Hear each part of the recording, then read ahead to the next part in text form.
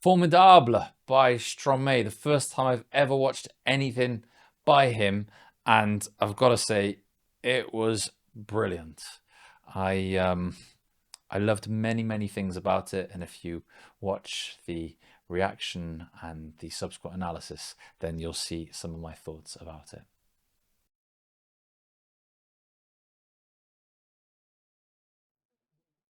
Hello everyone and welcome back to my channel, Dr. Nick Reacts. I'm a psychologist from the UK and I like to react to and analyze from a psychological perspective various music videos. Today I am going to go for a group or a person, I don't know, called Stromae, and they've got a song of, well, I think it's French, so it would be Formidable.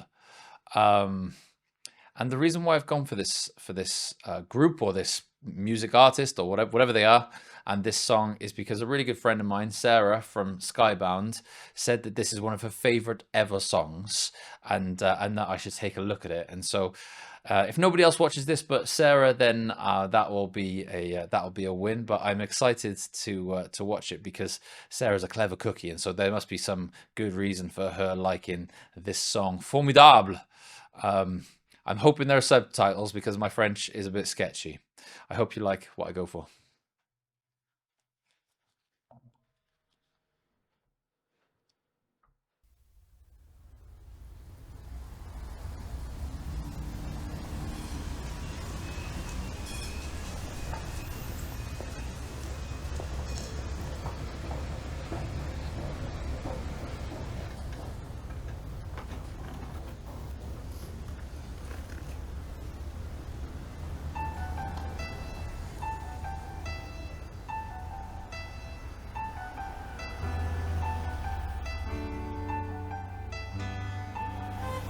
Formidable!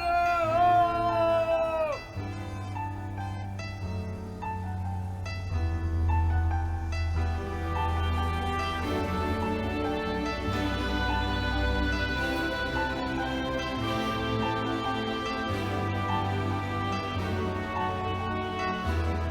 formidable! Formidable! Tu étais formidable, j'étais formidable. Nous étions formidables. Formidable. Tu étais formidable, j'étais formidable. Nous étions formidables. Oh bébé, oups, mademoiselle, je vais pas vous draguer. Promis, juré, je suis célibataire depuis hier, putain. Je peux pas faire d'enfant et bon, c'est pas, hé, reviens, 5 minutes quoi. Je t'ai pas insulté, je suis poli, courtois et un peu fort bourré. Mais pour les mecs comme moi, vous avez autre chose à faire, hein. Vous m'auriez vu hier, j'étais formidable. Formidable. Tu étais formidable, j'étais formidable. Nous étions formidables. Formidable. Tu étais formidable, j'étais formidable. Nous étions formidables. Oh, tu t'es regardé, tu te crois beau parce que tu t'es marié. Mais c'est qu'un anneau, mec, t'emballe pas. Elle va te larguer comme elles le font chaque fois. Et puis l'autre fille, tu lui en as parlé. Si tu veux, je lui dis, comme ça c'est réglé. Et au petit aussi, enfin si vous en avez. Attends 3 ans, 7 ans et là vous verrez si c'est formidable. Formidable. Tu étais formidable, j'étais formidable. Nous étions formidables. Ça va, Stromae? Ça va? T'es un peu fatigué ou quoi? Ouais, Je suis un grand fan, hein. merci beaucoup. Je tenais à te le dire. Et t'as eu une soirée agitée ou quoi? Un peu, ouais. Ouais, t'es déglingué. Ne vous inquiétez, ouais, un peu quand même, ouais. J'ai besoin de... Ouais. Ouais. Tu veux qu'on te dépose chez toi? Non, ça va, ça ira. Ok, ça va. Ça va? Allez, courage. Hein.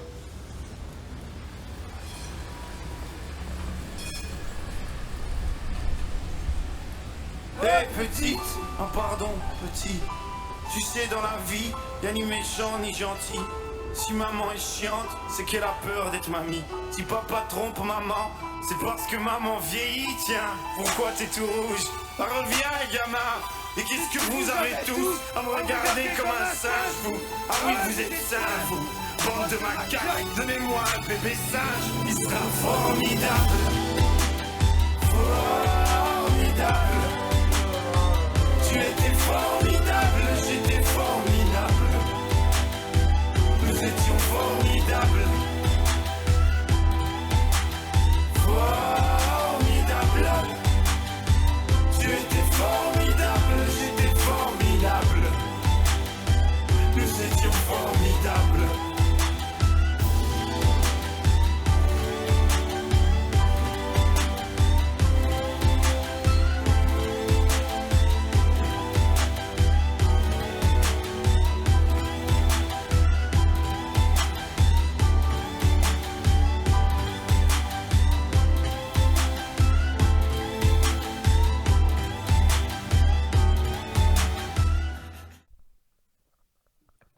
Well, that was different.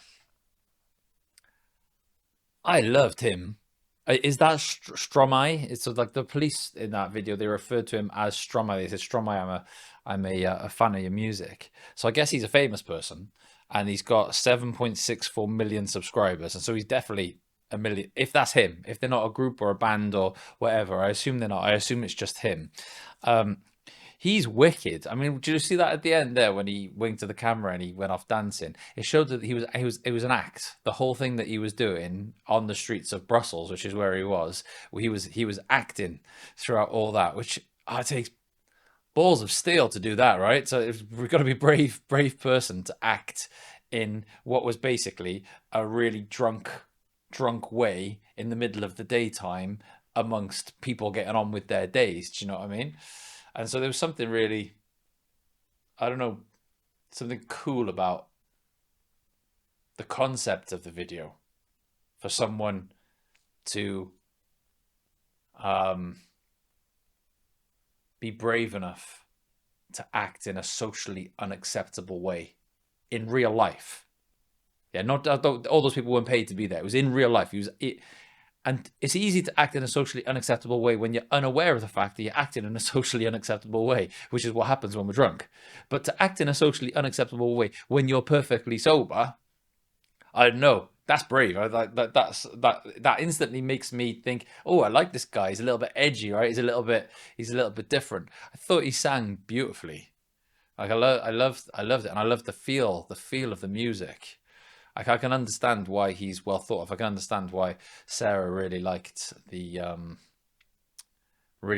him as an artist. The song Formidable, I guess the translation that we got there was wonderful. And so I think I came into this thinking that this was going to be an upbeat song, a song about something that was really nice and really sort of, I don't know, like the lovely waters of life. Do you know what I mean? The things in life that are great. In fact, it wasn't about that at all, was it? It seems to be, and this is my my interpretation of the song, was that this was a man who'd done something that he regretted, and he talked about how he's single now, but he wasn't yesterday. And so I assume it's something to do with a relationship, something to do with like letting someone down in some way. I'm not sure of what he did to let someone down, but he's definitely let someone down. And he's responded to that by basically getting pissed and by self-destructing. And it's amazing how many of us do that when it's a way of dealing with our self-loathing. So like that whole music video, it looked like a man he was saying things like, "I was so pathetic," and he was talking about he was seeking like short-term relief, either in the form of like chatting to other people in clubs or in the form of sort of alcohol. And I think that we often do that when we feel regret and self-loathing, and I think that's really what was really going on for him there. I think that like there was something about it that, what am I trying to say? I feel like human beings are way closer to losing their shit in that way than what we all might acknowledge. So there's something really refreshing about seeing someone untethered, you know, seeing someone, there's something real. There's something real about that, about the self-destructive process that happens after we make a mistake.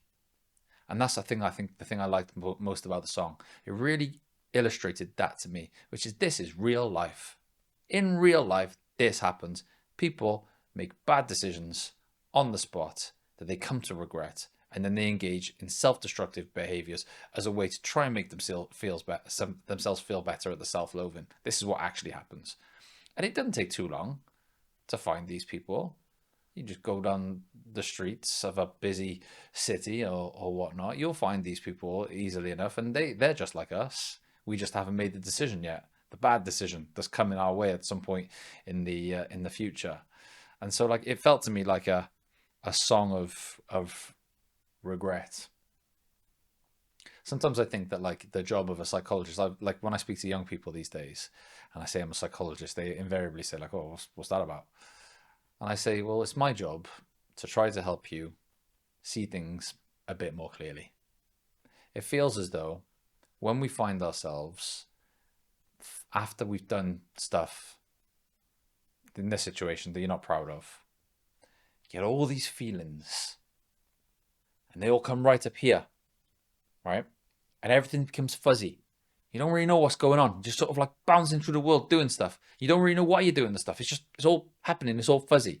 And I say that I think the job of a psychologist is to try and, like, almost move those clouds away and say, I think this is what's going on.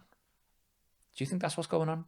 And try and help people basically get clarity on their own experience, clarity on their feelings, clarity on their thoughts, clarity on why those thoughts are there, clarity on why those feelings are there, clarity on why the response to those thoughts and feelings probably isn't helping, and having to think about, well, is there a different way we can approach this? You know, and so, like, he felt like in a spiral, right? He felt like out of control. He felt sort of like, and this is an absolutely normal sort of thing that happens with people, and it's not functional for him, especially to do that sort of thing in the long term. And so someone's got to grab him and say, all right, let's really look at what's going on here. Let's be an analyzer of your own experience here. This has happened, and this has happened, and this is what you've been doing. And it makes sense, but it's probably not going to help you. So we probably need to figure something else out here, you know? And if nobody grabs him, and that becomes a habit, this sort of like loose, untethered, unrestricted sort of behavior, then in 6 months he finds himself in a hole, and he finds himself in a place that's way more dangerous than this sort of like real short-term response to this thing, whatever this thing has happened. But generally speaking, I thought that was wicked. I thought it was I was captivated by it, you know.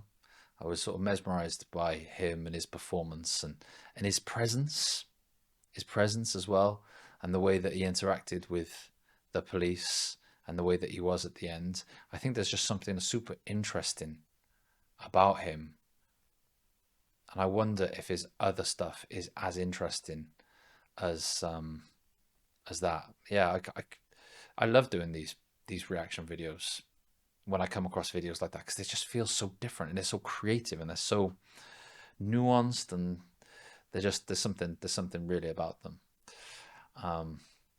Thanks, Sarah, for suggesting this. I loved it. Definitely react to more of Stromae, I want to say, and yeah, to everyone else out there, I hope you liked the reaction, and I'll catch you next time. So what did you get? So you were Googling something then while we were watching. What did you Google? The translation for you. So it's not just wonderful then, is it? It's great, terrific, marvelous. So he's basically wonderful. saying It's joyous. Yeah, exactly. So yeah. And he was saying you were wonderful, you were great, we were great. So there's a regret there, and then I was so pathetic. So he's obviously fucked up basically in some way, which has now led him down this path of sort of like self-pity and self-loathing and drinking, and now he's finding himself in the middle of the daytime in Brussels, sort of acting in an unhinged, that's the word, in an unhinged sort of way, as a way to sort of deal with everything that's going on. Was that your perspective on it all as well? What I found is that the gap between loss and destruction, being happy, loss and destruction, they're so finely close that people think, oh, loss and destruction, that I would never do that. I would never be that type of person. And then when you have an event which causes that catalyst, majority of people do go out on a bender. And then inhibition goes, and then guilt and and then the actions to the feelings come through. So that's why people are very leery when they drunk, or they, what have you. They're more animated. That's what and I think like I said, I got it right in the video. I said, like, we're not many steps away from that. I'm not sure about you, but there have been times when something bad's happened to me, or I've done something. First thing I do, bottle of wine. Do you know what I mean? So like, if something bigger happens, who knows sort of like what Morris, I think I was trying to get like some sort of compassion for what it is to be human, and how we're way more vulnerable than what we think we are. And therefore, we're not all miles away from being unhinged in the same way that he was unhinged. That can happen to, you could find me one day walking around the streets of Cardiff pissed and go, oh, bloody hell, Nick, you all right? All right, Nick. Do you know what I mean? Yeah, exactly. like I'm not miles, if a bad enough thing happens, I'm going one of two ways. And I'm thinking about death and kids, right? If a bad enough thing happens, I'm either going to be a monk somewhere up on a mountain, secluded, or I'm just going to wander the earth in an unhinged way. So like, we're vulnerable. I feel like we're way more vulnerable. I think we're all walking around like we've all, we know what we're doing and stuff. But I think we're closer to that than what I think. That's what I loved about it. It showed like that, how fragile we are, how vulnerable we are, We are not used to tragedy and austerity that, like for instance, with World War II, the stuff was violent, the stuff was, the bad shit happened, but now we have different tragedies, or we have different scales of grief and everything. So we're not used to that level of trauma. So now, when traumatic things do happen, it's a cliff. It's no longer a stepping stone, because we're not used to it, but we're not exposed to it as much. So the loss of a loved one, whether it's a relationship, can feel like the end of the world. And you drop off a cliff. And you drop off a cliff. Yeah, exactly. Into self-destructive behavior like that as a way to try and process it and play build the part it really well. Yeah, I loved it at the end when he winked to the camera and did his little dance. Cause I was thinking, you acted all that. Because when I said to you, we've done a few of the reaction videos ahead of this, because I was like, I'm not sure about this one. I've scanned through it, and I don't know what the hell is. I genuinely thought it was just like someone going around and he was on the piss. Fucking about. But then once it started, I was just like, there's something to and it. the first few lines of we were, and I was just like, right, I got it. There's loss. And then I could get in and go with it. And it's not just the sense of loss, it's the sense of loss as a result of something I've done. It's a different thing. It felt like, it felt like a regret, and I'm an idiot sort of thing, relative to just the relationship came to an end. It didn't feel like that. Do you know what I mean? It felt like, oh no, this sort of self-destructive behavior, it happens when we make mistakes. And it's real. It's that real. Type of behavior, people can really associate with that, because many ways, grief and everything is depicted online, and it's very theatrical. It's very cinematic. Even with like the James Blunt one, the video, it was shot beautifully. It was cinematic, but it was still heart-wrenching. And that was raw. That you're looking at a pisshead on the street, and you're thinking, what a waster. But then you're not seeing the trauma. So then you have to think, well, how many people are traumatized that we just judge? We don't see the history. It could have just been last night. It could have been months. We just don't know. So maybe that's part of maybe that's a takeaway of the song, is like, maybe it gives us the space for more compassion. Because when we do see people like that, maybe we don't judge them just on their behavior, but we judge them on the function of their behavior or the reason for their behavior, which is a bunch of bad stuff that's happening. And Therefore, sometimes, they yeah. deserve a bit of patience and a bit of compassion, just like judgment. Wicked, I loved it. Loved it.